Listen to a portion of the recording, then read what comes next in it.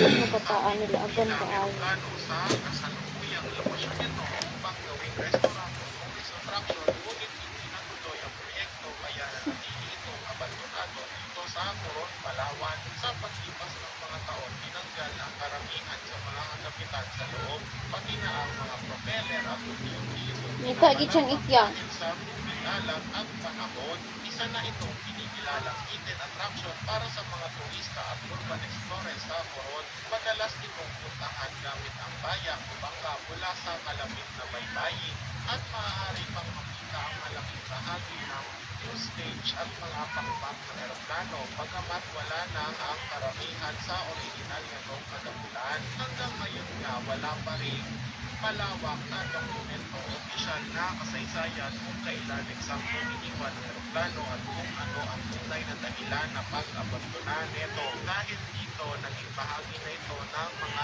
lokal na alamat at usap-usapan dito nga sa Coron. Now, curious nga rin ako guys kung sino nga may-ari nga nito. Kaya alam nyo ba kung sobrang sikat nito na may na nga rin vlogger na pumunta nga dito upang i-vlog ito. At tinatawag nila itong Ghost Lane. Ayan o, grabe talaga, sikat na pala itong attraction na abandonadong kapitanan na ito. At eto na nga yung kalagayan niya ngayon. Grabe na guys, halos wala na nga matira.